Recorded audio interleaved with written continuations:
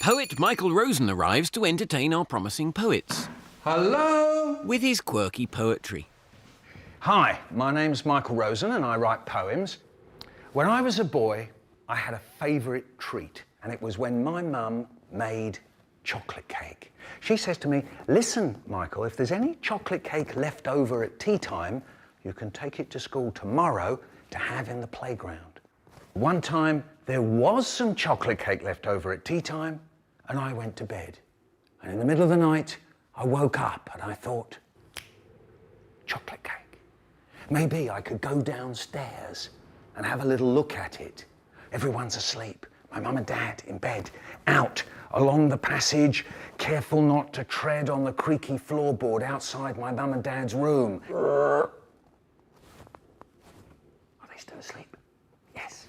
On, downstairs, into the kitchen, over to the cupboard, and yeah, there it is, out.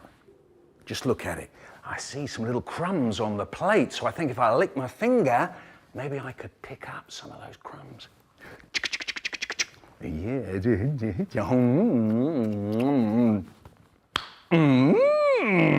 Yeah. And then I notice some little crumbly bits on the side of the cake, so I think maybe if I take a knife, I could just tidy it up a little bit. So, and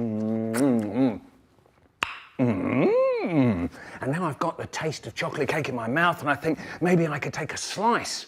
So this time, through the crispy icing on the top, through the squashy icing in the middle.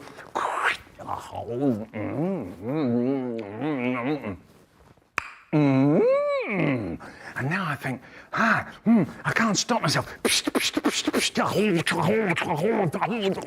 a greedy pig. Oh no, it's gone. Oh no, they're bound to notice now. What am I going to do? I know, I'll wash up the plate and the knife and they won't know anything about it. Yeah, plate, knife, under the sink. And back up to bed. Along the passage. They're still asleep. Into the bedroom, under the covers. Nice, warm feeling, chocolate cake in my belly, goody, goody, goody. Then in the morning I get up and I'm having my breakfast and my mum busying about all over the place, and something else nice. There's some chocolate cake left over from yesterday for you to take to school today. And I went, oh, that's okay, it's all right.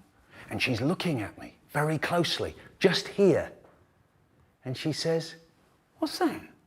And I said, "What's what?" She said, that there. It's not chocolate cake, is it?" And I went,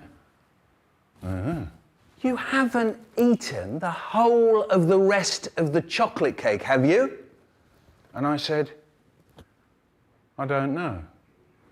You don't know if you've eaten all that chocolate cake? Listen here, that's the last time you ever have chocolate cake to take to school. Do you hear me?